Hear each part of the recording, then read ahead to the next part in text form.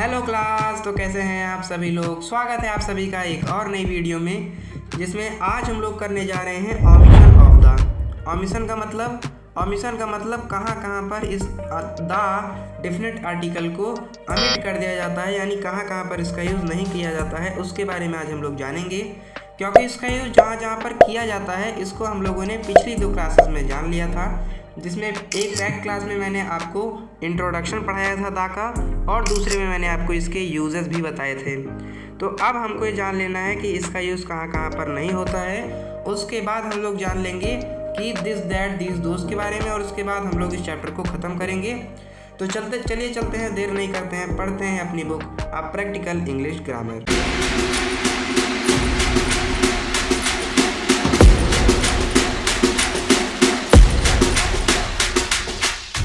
तो जब आप लोग ओमिशन ऑफ द को पढ़ते हैं तब आप इसमें देखते हैं कि द डेफिनेट आर्टिकल का यूज़ कहाँ पर नहीं किया जाता है। तो इसमें पहला पॉइंट है कि इसका यूज़ ऐसे नाम के साथ नहीं किया जाता है। मतलब कुछ नाम हैं उन मतलब कुछ अक्सर नामों के साथ इसका यूज़ नहीं किया जाता है, लेकिन कुछ नाम जिनके बारे में मैंने आपको यूजेस ऑफ आर्टिकल के अंदर बताया था उन नामों के साथ इनका यूज़ किया जाता है। बाकी और अधिकतर जगह के नाम के साथ इसका यूज़ नहीं किया जाता है। जैसे मैंने आपको पिछली क्लास में मॉल के बारे में बताया था, स्टैंड के बारे में बताया था, मानी कुछ कुछ ऐसे वर्ड्स हैं, कुछ कुछ ऐसी जगह हैं जहाँ पर इसका यूज़ किया जाता है, बाकी प्लेसेस पर इसका यूज़ नहीं किया जाता है। ठीक है। और इसका यूज़ इसका यूज़ लोगों के नाम के पहले भी नहीं किया जाता है। यानी अगर आपको रोहित लिखना है तब आप द रोहित नहीं लिख सकते। ठीक है। तो यानी आप नाम के साथ भी इसका यूज़ नहीं कर सकते, तो नाम के पहले भी इसका यूज़ नहीं किया जाता है। तो 2 चीज़ जानी हमने, पहला किसी प्लेस के साथ और दूसरा किसी के नाम के साथ आप इसका यूज़ नहीं कर सकते। दूसरा before abstract noun when except that they are used in particular sense. दूसरा पॉइंट ये कहता है कि आप इसका यूज़ किसके साथ नहीं कर सकते, आप इसका यूज़ किसी अब्स्ट्रैक्ट नाउन के साथ भी नहीं कर सकते। कब तक? तब तक जब तक उनका यूज़ किसी पार्टिकुलर सेंस में नहीं हुआ है। अब इसका कैसे समझ में आएगा? समझ में तब आएगा जब आप एग्जाम्पल देखेंगे। तो आप जब देखते हैं एग्जाम्पल मैन फियर्स डेथ, आप देखते हैं मैन फियर डेथ, तो यहाँ पर आप देखते हैं डेथ का यूज़ किस तरह से हुआ है। डेथ का यूज़ एक अब्स्ट्रैक्ट नाउन के रूप में हुआ है। तो चूंकि यहाँ पर इसका यूज़ एक अब्स्ट्रैक्ट नाउन के रूप में हुआ है, इसलिए आप कह सकते हैं कि यहाँ पर हम लोगों ने मैन फियर्स द डेथ नहीं लगाया है। लेकिन अगर एग्जाम्पल लिखें कि the prime minister left his party without a leader, कि मर जाने के बाद प्राइम मिनिस्टर की जो पार्टी है वो बिना किसी लीडर के हो गई, तो यहाँ पर आप देखते हैं कि डेथ क्या है। डेथ का मतलब यहाँ पर कोई एब्स्ट्रैक्ट नाम नहीं है, डेथ का यहाँ पर एक इन्फॉर्मेशन के बारे में बता रहा है, यानी एक पार्टिकुलर सेंस के अंदर यूज़ किया गया है। इसीलिए आप कह सकते हैं कि यहाँ पर आप लोगों ने द डेथ लगाकर कुछ गलत नहीं किया है, आप द डेथ कह सकते हैं। आगे कह रहा है before a noun in the possessive case, before a noun in the possessive case और पजेसिव एडजेक्टिव। तो पजेसिव केस क्या है, यानी अगर आपने क्या किया है, किसी के बीच में इस तरह से पजेसिव केस के रूप में लिख रखा है या फिर एक पजेसिव एडजेक्टिव के रूप में लिख रखा है, तब आप भी देखते हैं कि वहाँ पर भी आप लोग इसका यूज़ नहीं करते हैं। जैसे जो आपने लिखा है द बॉयज़ अंकल, तो इसको आप लोग द बॉयज़ द अंकल नहीं लिख सकते। यहाँ पर आप अंकल जो कि एक नाउन है, इस अंकल वाले नाउन के साथ आप लोग द का यूज़ नहीं करेंगे। क्या कह रहा है इसका मतलब जब द बॉयज़ अंकल का मतलब क्या है, इसका मतलब है the uncle of the boy, यानी लड़के के अंकल। ठीक है। तो यहाँ पर जब आप इसका अर्थ लिखेंगे वहाँ पर आप देखते हैं कि अंकल के साथ द लगा है, लेकिन जब आप इसे पजेसिव केस या पजेसिव एडजेक्टिव के रूप में लिखते हैं तब आप लोग उसके साथ द का यूज़ नहीं करते हैं। दूसरा एग्जाम्पल है इट इज़ माई बुक, है ना, द बुक इज़ माई। अब यहाँ पर आप क्या देखते हैं कि अगर कोई कह रहा है कि इट इज़ माई बुक, तो यहाँ पर क्या हुआ, यहाँ पर माई बुक के साथ एक एडजेक्टिव के रूप में से यूज़ किया जा रहा है ना, कि ये मेरी किताब है। ठीक है। तो यहाँ पर इसे एक एडजेक्टिव के रूप में यूज़ किया गया है, इसीलिए आप इसके साथ द का यूज़ नहीं करेंगे। लेकिन जब इसका यूज़ किसी सब्जेक्ट के रूप में किया जाएगा कि the blue book is mine, तब इसका साथ आप द लगाएंगे, क्योंकि यहाँ पर इसका यूज किसी भी पजेसिव एडजेक्टिव या पजेसिव एडजेक्टिव या पजेसिव केस के रूप में नहीं हुआ है। उसके बाद फिर क्या दिया है, before the names of meals. Meals क्या यानी, मील्स यानी जो आप दिन भर में खाते हैं उस खाने के बारे में बात हो रही है। यानी जैसे सबसे पहले सुबह उठकर आदमी ब्रेकफास्ट लेता है, तो वो क्या है, वो एक तरह का मील है। उसके बाद फिर हम लोग लंच लेते हैं, तो लंच भी क्या है, एक तरह का मील है। फिर उसके बाद हम लोग डिनर लेते हैं, डिनर भी एक तरह का मील है। यानी ये जो मील्स हैं ये सब क्या है, मील्स के नाम हैं। तो इन मील्स के नामों के साथ भी आप लोग इसका यूज़ नहीं कर सकते हैं। यानी जैसे द लिखा है द स्कॉट्स हैव पॉरेज और ब्रेकफास्ट, स्कॉट्स ने क्या लिया, स्कॉट्स ने ब्रेकफास्ट लिया। लेकिन यहाँ पर क्या हुआ, यहाँ पर ब्रेकफास्ट एक मील का नाम है, इसीलिए आपने इसके साथ द का यूज़ नहीं किया। आगे कह रहा है द वेडिंग, वेडिंग के साथ आपने द का यूज़ किया, लेकिन द वेडिंग ब्रेकफास्ट, तो आपने यहाँ पर ब्रेकफास्ट के साथ इसका यूज़ नहीं किया है। Was held in her house, वो उसके घर में हुआ था। तो वेडिंग का ब्रेकफास्ट जो उसके घर में हुआ था, वहाँ पर आप देखते हैं कि जो ब्रेकफास्ट है ये एक मील का नाम है। और हमने शपथ ली है कि हम लोग क्या करेंगे, हम लोग दंगा कर लेंगे, लेकिन हम लोग ब्रेकफास्ट यानी किसी मील के साथ द का यूज़ नहीं करेंगे। पांचवा पॉइंटर आता है किसी गेम के नाम के साथ भी आप यूज़ नहीं कर सकते। जैसे he plays golf, he plays cricket, he plays badminton, तो ही प्लेज द गोल्फ आप नहीं कह सकते हैं। ठीक है, आगे कह रहा है बिफोर द नेम, नहीं, before part of the body, part of body के साथ आप इसका यूज़ नहीं कर सकते हैं। ठीक है, और article of cloth, article of cloth का मतलब, आर्टिकल ऑफ क्लोथ का मतलब ये नहीं है कि आपने लिख दिया मान लो जीन्स, और जीन्स लिखने के बाद आपने ए लगा दिया तो ये आर्टिकल ऑफ क्लोथ हो गया, नहीं। आर्टिकल ऑफ क्लोथ मतलब पहनने के जो कपड़े होते हैं, जैसे वेस्ट यानी बनियान क्या है, ये एक तरह का पहनने का कपड़ा है। जीन्स क्या है, जीन्स एक पहनने का कपड़ा है। पैंट क्या है, पैंट एक पहनने का कपड़ा है। शर्ट, टी शर्ट, ये सब क्या है, ये सब पहनने के लिए वैरायटी के कपड़े हैं। तो कपड़ों के जो आर्टिकल हैं उनके साथ भी आप द का यूज़ नहीं करते हैं। As these are normally prefer possessive adjective, क्यों, क्योंकि इनका यूज़ पोजेसिव एडजेक्टिव के रूप में प्रायः होता है। तो रेज योर राइट हैंड में आप क्या देखते हैं, आप ये देखते हैं कि राइट हैंड को एडजेक्टिव के रूप में लिया गया है, और ऊपर से हैंड एक पार्ट ऑफ बॉडी है, इसीलिए आपने इसके साथ द का यूज़ नहीं किया। Five took off his coat, coat क्या है, एक आर्टिकल ऑफ क्लोथ है, और ऊपर से एक एडजेक्टिव का भी काम कर रहा है, इसीलिए आपने इसके साथ भी द का यूज़ नहीं किया। लेकिन अब आपको कुछ सेंटेंसेस देखने हैं। सी सीज्ड द चाइल्ड्स कॉलर, आप क्या देखते हैं यहाँ पर, चाइल्ड्स कॉलर यहाँ पर एक पजेसिव केस के रूप में यूज़ किया गया है, चाइल्ड्स कॉलर, और ऊपर से यहाँ पर कॉलर क्या है, एक आर्टिकल ऑफ क्लोथ भी है। पहली बात, ही पैटेड हिज शोल्डर, शोल्डर क्या है, शोल्डर एक तरह का बॉडी पार्ट है, तो ये भी आपको ध्यान देना है।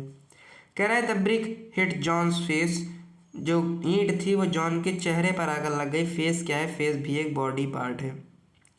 तो आप इन तीनों एग्जाम्पल में क्या देखते हैं कि यहाँ पर आर्टिकल ऑफ क्लोथ और बॉडी पार्ट्स के बारे में बात की गई है, लेकिन यहाँ पर हम लोग इनको दा लगाकर रिप्रेजेंट कर सकते हैं। क्यों, क्योंकि एक सर्टेन केसेस हैं, इन सर्टेन केसेस में आप इनका यूज़ कर सकते हैं। कौन कौन सर्टेन केसेस, एक है आपका क्या, रुक जाओ, एक है आपका यहाँ पर कि he seized the child by the collar, यहाँ पर आप लोगों ने देखते हैं कि दा लगा दिया है, दा लगा दिया है, क्यों, क्योंकि ये कॉलर के साथ आप लोग दा लगा सकते हैं, शायद ऐसा होगा।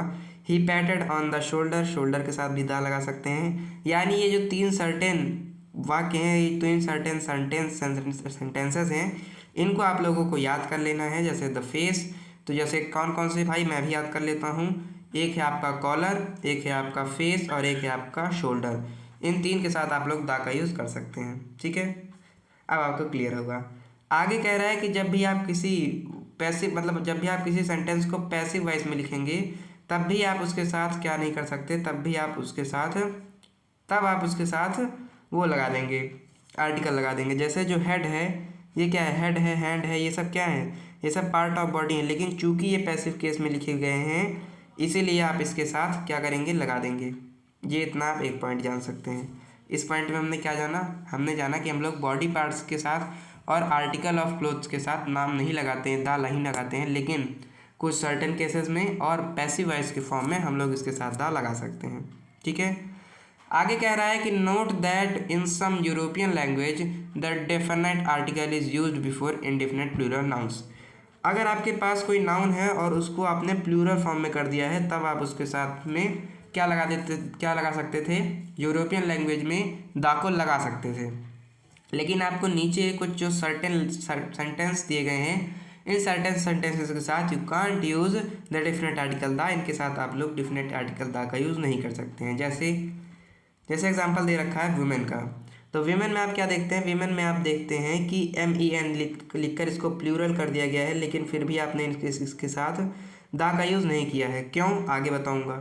होटल्स में आप क्या देखते हैं, होटल्स भी आपको प्लूरल कर दिया है, लेकिन इसके साथ भी आप लोग यूज़ नहीं करेंगे। क्यों, ये भी आगे बताऊंगा। तो आगे मतलब मुझे यही बताना है अब कि इनके साथ क्यों नहीं यूज़ किया गया। क्योंकि जो अगर आप लोगों ने फर्स्ट एग्जाम्पल में जो वुमेन किया है ना, यहाँ पर it would mean that we are referring to a particular group of women. ठीक है, अगर आप लोग क्या करेंगे, अगर आप लोग यहाँ पर आप लोग क्या करेंगे, वीमेन लिखेंगे, तो इसका मतलब ये नहीं है कि सारी वीमेन। इसका मतलब ये हुआ कि हम किसी पार्टिकुलर ग्रुप ऑफ वीमेन की बात कर रहे हैं, यानी हम लोग वुमेन के किसी पार्टिकुलर ग्रुप की बात कर रहे हैं। और इसके अंदर वर्ड क्या है, इसके अंदर वर्ड आया पार्टिकल। और हमने तो ये शपथ ले रखी है कि जब तक जिंदा रहूँगा भाई, पार्टिकुलर चीज़ के साथ डिफिनेट चीज़ के साथ मैं दा लगाऊंगा। ठीक है, पार्टिकुलर चीज़ के साथ मैं दा लगाऊंगा, और जो पार्टिकुलर नहीं है, इंडिफिनेट है, उनके साथ मैं दा नहीं लगाऊंगा।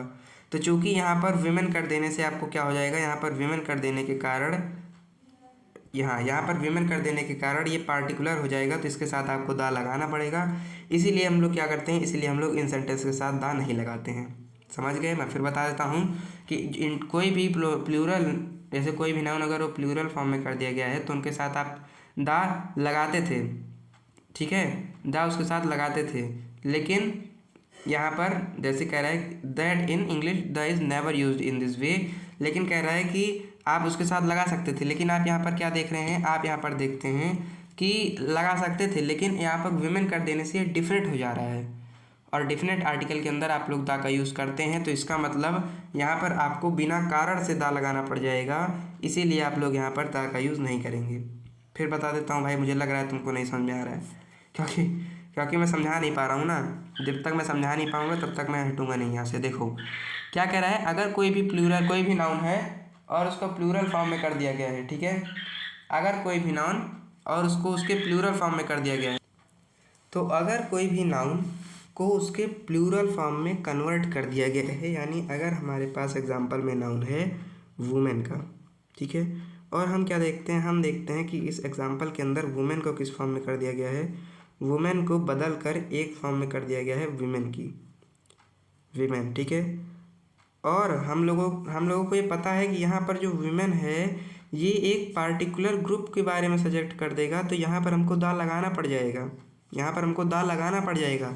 लेकिन चूंकि ये गलत है ना वर्ड, ये सेंटेंस गलत है, इसीलिए हमारा मेन सेंटेंस क्या था, हमारा मेन सेंटेंस था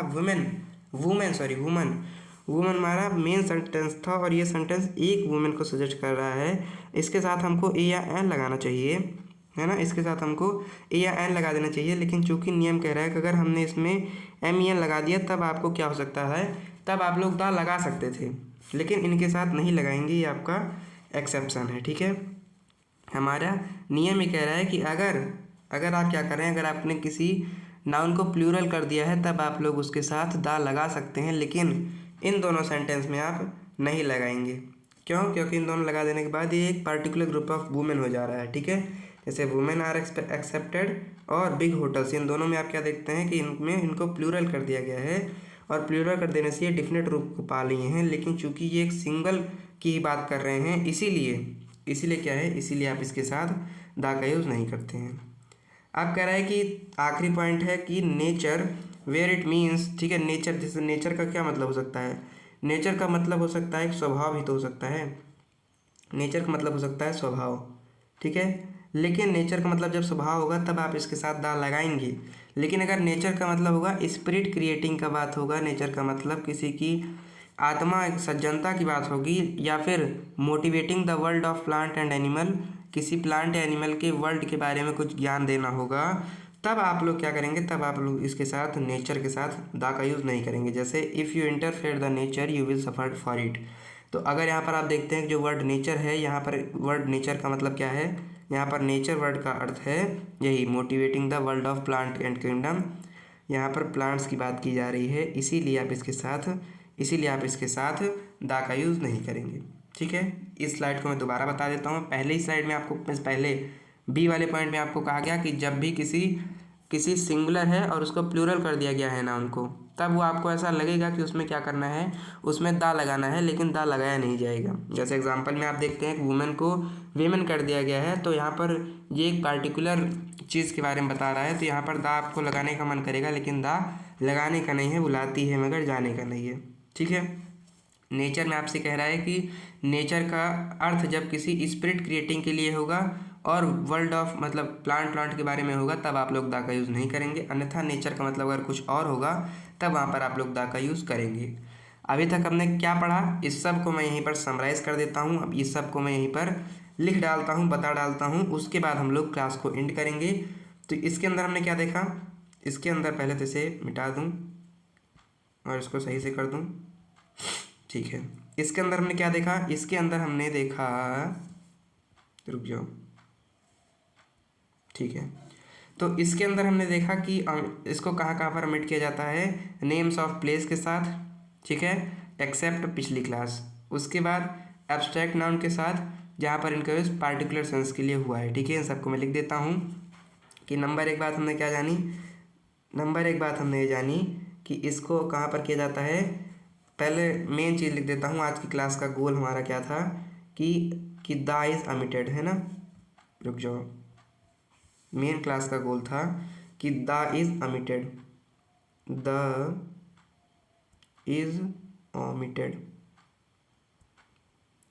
द को अमिट कर दिया जाता है। कहाँ पर अमिट कर दिया जाता है भाई, तो अब हम लोग देखते हैं नंबर एक कहाँ पर, नंबर एक हम लोग देखते हैं कि द को हम लोग अमिट कर देते हैं किसके अंतर्गत भाई, रुक जाओ, इसको अलग कलर से कर दूँ मैं अगर, चलो, तो दा को अमिट कर दिया जाता है। कहाँ पर अमिट कर दिया जाता है, दा को अमिट कर दिया जाता है नंबर एक प्लेस के साथ, नंबर एक नेम ऑफ प्लेसेस के साथ, प्लेसेस के साथ, प्लेस के साथ हम लोग कर देते हैं।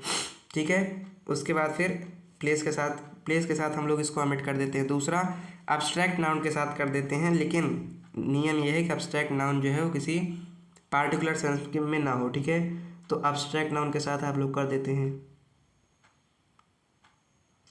एब्स्ट्रैक्ट नाउन के साथ। ठीक है, और हमने देखा कि पार्टिकुलर सेंस में यूज़ ना हो, और आप लोग पजेसिव केस या पजेसिव एडजेक्टिव के साथ भी अमिट कर देते हैं। ठीक है, किसके साथ, पजेसिव केस के साथ और पजेसिव एडजेक्टिव के साथ। किसके साथ, पजेसिव केस या पजेसिव एडजेक्टिव, पॉजेसिव केस किसके साथ आप अमिट कर देते हैं, पॉजेसिव केस के साथ और इसी पॉजेसिव एडजेक्टिव के साथ। समझ गए। तो पहले पॉइंट में हमने क्या जाना कि इसको कुछ सर्टेन प्लेसेस को छोड़कर और सब प्लेसेस के साथ अमिट कर देते हैं, कुछ अब्स्ट्रैक्ट नाउन के साथ अमिट कर देते हैं, हालांकि वो पार्टिकुलर सेंस में नहीं होना चाहिए, और पजेसिव केस और एडजेक्टिव के साथ भी आप लोग इसका यूज़ नहीं करते हैं। आगे आता है मील्स के साथ और गेम्स के साथ। ठीक है, मील्स के साथ और गेम्स के साथ, किसके साथ, नंबर दो पर हमने जानना है, नंबर दो पर हमने क्या जाना कि मील्स, यहीं पे लिख दूंगा मैं, तो नंबर दो पर हमने जाना मील्स के नाम के साथ, मील्स के नाम के साथ, और इसको मैं थोड़ा छोटा कर दूंगा जिससे हमारा ओ नो नो, ठीक है, किसके साथ, मील्स के साथ, ये तो और बड़ा हो गया, कोई बात नहीं। तो मील्स के साथ हम लोग इसका यूज़ नहीं करेंगे। और नंबर दो पर अब आ जाए, तो दो पर हम लोगों ने क्या जाना था, दो पर हमने जाना था कि इसका हम लोग मील्स के साथ नहीं यूज़ करेंगे, और नंबर दो पर हम लोग इसका यूज़ नहीं करेंगे किसी भी गेम के साथ। ठीक है, किसी भी गेम के साथ भी इसका यूज़ हम लोग नहीं करेंगे। तो नेम ऑफ मील्स और नेम ऑफ गेम्स के साथ हम लोग इसका यूज़ नहीं करेंगे। लेकिन अब आता है क्या, अब आता है आज की क्लास का मेन पॉइंटर कि हम लोग बॉडी पार्ट्स के साथ और आर्टिकल ऑफ क्लोथिंग के साथ इसका यूज़ करते हैं, लेकिन कुछ सर्टेन के साथ नहीं करते हैं। ठीक है, गेम के साथ करते हैं। और अब मैं आ जाता हूँ अपने मेन पॉइंटर के अंदर कि बॉडी पार्ट्स के साथ नहीं करते हैं, बॉडी पार्ट्स के साथ नहीं करते हैं, एंड बॉडी पार्ट्स के साथ इसका यूज़ नहीं करते। और किसके साथ नहीं करते भाई, और किसके साथ नहीं करते, और हम लोग क्या था, अरे भाई क्या था, बॉडी पार्ट्स था और मैं भूल गया, बॉडी पार्ट्स और क्लोथ्स, हाँ क्लोथ्स के साथ, मतलब क्लोथ नहीं, क्लोथ्स मतलब आर्टिकल ऑफ क्लोथ, वरना आप क्लोथ वर्ड के साथ ना करें ना, तो आर्टिकल ऑफ क्लोथिंग, ठीक है। क्लोथ्स के आर्टिकल के साथ भी आप इसका यूज़ नहीं करते हैं। लेकिन इसमें क्या आता है, इसमें आते हैं दो एक्सेप्शन, ठीक है। एक्सेप्शन क्या है, सर्टेन के साथ कर लेते हैं, कुछ सर्टेन अगर आपके पास कुछ सर्टेन वो होंगे, क्या होंगे, कुछ सर्टेन सेंटेंसेस होंगे, उनके साथ हम लोग कर लेंगे, और पैसिव वॉइस के साथ कर लेंगे, पैसिव वॉइस के साथ कर लेंगे, ठीक है। तो कुछ सर्टेन सेंटेंसेस के साथ और पैसिव वॉइस के साथ हम लोग इसका यूज़ कर लेते हैं, पैसिव वॉइस के साथ कर लेते हैं। रुक जाओ, ठीक है, सर्टेन सेंटेंसेस के साथ और पैसिव वॉइस के साथ कर लेते हैं। अब इसे मैं कैसे बताऊं, मैं ग्रीन कलर से कर देता हूं यहाँ पर कि इसका हम लोग सर्टेन पैसिव के साथ कर लेंगे और पैसिव वॉइस के साथ भी कर लेंगे, ठीक है, ठीक है। नंबर 3, नंबर ये जाना, क्या जाना, नंबर 2 चीज़ हमने ये जानी। नंबर 3 पर हमने क्या जाना, नंबर 3 पर आ गए हम यहाँ पर, अरे सॉरी यहाँ पर नंबर 3 पर आ गए हम लोगों की यूरोपियन लैंग्वेज के साथ यूज़ करते हैं, लेकिन ठीक है, इस पर हमने क्या जाना, इस पर हमें नंबर 3 पर जाना कि हम लोग जब आपके किसी प्लूरल नाउन को ऐसे लिख दूँ अगर मैं, तो वैसे आपको विजिबल भी नहीं होगा ना, अगर किसी प्लूरल नाउन को सिंगुलर नाउन को सॉरी, अगर किसी सिंगुलर नाउन को प्लूरल नाउन की फॉर्म में कन्वर्ट कर दिया गया है, किसी सिंगुलर नाउन को कन्वर्ट कर दिया गया है, किस में कन्वर्ट कर दिया गया है भाई, तो प्लूरल नाउन की फॉर्म में कन्वर्ट कर दिया गया है। अगर मेरे पास कोई सिंगुलर नाउन था और उसको मैंने कन्वर्ट कर दिया, किस में कन्वर्ट कर दिया, किसी प्लूरल नाउन में, तब मैं क्या कहूँगा, तब मैं कहूँगा कि हाँ यहाँ पर मैं इसका यूज़ कर सकता हूँ। मतलब प्लूरल नाउन की फॉर्म में जब मैं कन्वर्ट कर दूँगा तब मैं कहूँगा कि हाँ पहले यहाँ पर इसका यूज़ किया जाता था, लेकिन अब इसके साथ यूज़ इसका नहीं किया जाता है, ठीक है। पहले किया जाता था लेकिन अब इसका यूज़ हम लोग नहीं करेंगे। मैं इसमें कैसे लिख दूँ, चलो ऐसे आपके लिए पर्याप्त है ना, मतलब दा इज ओमिटेड, दा का यूज़ कहाँ नहीं किया जाएगा, जब किसी सिंगुलर नाउन को प्लूरल नाउन की फॉर्म में कर दिया गया है तब इसका यूज इसके साथ नहीं किया जाएगा, ठीक है। और लास्ट पॉइंट हमने आज का क्या जाना, लास्ट पॉइंट हमने आज का जाना था नंबर 4 कि नेचर, वर्ड नेचर के साथ हम लोग इसका यूज़ करते हैं, नेचर के साथ इसका यूज़ नहीं करते हैं, सॉरी, जो आपका वर्ड है नेचर उसके साथ हम लोग इसका यूज़ नहीं करते हैं, एक्सेप्ट क्या, एक्सेप्ट, या फिर कैसे लिख दूँ, अच्छा ओनली इन लिख देता हूँ ना, ओनली इन, इसका यूज़ हम लोग किसके साथ नहीं करते हैं, ओनली इन 2 चीज़, कौन कौन सी भाई, एक तो है आपका स्पिरिट क्रिएटिंग और एक है आपका स्पिरिट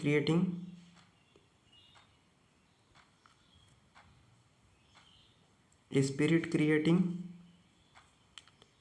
इसको सबको मैं एक बार दोबारा बता दूंगा आपको, क्रिएटिंग,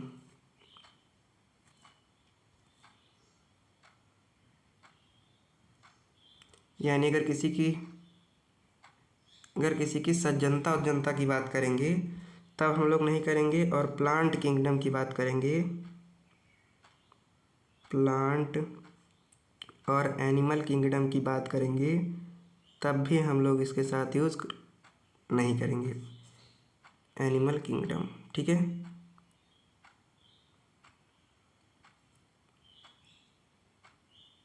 अब मैं इसको आपको बता देता हूँ। तो हमने क्या जाना, हमने ये जाना आज की क्लास में कि दा को अमिट कहाँ कहाँ पर किया जाता है, यानी दा को यूज़ करने से बचा कहाँ कहाँ जाए भाई। तो दा को यूज़ करने से बचने के लिए आपको क्या करना पड़ेगा, आपको प्लेस के साथ, कुछ सर्टेन प्लेस के साथ, कुछ सर्टेन प्लेस जिनकी बात हमने पिछले क्लास में की थी उसको छोड़कर आप लोग सर्टेन प्लेसेस के साथ इसका यूज़ नहीं करेंगे। अब्स्ट्रैक्ट नाउन के साथ इसका यूज़ नहीं करेंगे, कब तक, जब तक उसे किसी पार्टिकुलर सेंस में यूज़ नहीं किया गया है। और पजेसिव केस या पजेसिव एडजेक्टिव के साथ भी आप लोग इसका यूज़ नहीं करेंगे, जबकि डायरेक्टली जब बोला गया है कि जैसे आपकी बुक तो योर्स बुक, तो वहाँ पर आप लोग इसका यूज़ नहीं करेंगे। लेकिन जब उसका आप खोलते हैं तो आपको पता ही यूज़ करना ही है, तो पजेसिव एडजेक्टिव या पजेसिव केस में भी आप इसका यूज़ नहीं करते हैं। आगे आता है मील्स के साथ, यानी जो आपकी मील्स के वर्ड हैं, खाने के वर्ड हैं, यानी आपका ब्रेकफास्ट है, लंच है इत्यादि है। इन ब्रेकफास्ट, लंच इत्यादि वर्ड के साथ भी आप लोग इसका यूज़ नहीं करते हैं।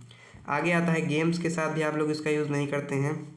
बॉडी पार्ट्स के साथ भी आप इसका यूज़ नहीं करते हैं, और आर्टिकल के साथ भी इसका यूज़ नहीं करते हैं, लेकिन 2 जगह पर करना पड़ता है। कुछ 3 सर्टेन वर्ड्स जो मैंने आपको दिखाए थे उनके साथ आपको करना पड़ेगा, और किसके साथ, और जब आप किसी भी उसको पैसिव वॉइस में लिखेंगे वर्ड को, तो वहाँ पर आपको उसका यूज़ करना पड़ेगा। किसी भी सिंगुलर नाउन को अगर प्लूरल नाउन के रूप में कर दिया गया है, तब आपको ऐसा लगेगा कि वहाँ पर वो किसी डिफिनेट या फिर पार्टिकुलर चीज़ की बात कर रहा है, लेकिन फिर भी आपको वहाँ पर उसका यूज़ नहीं करना है।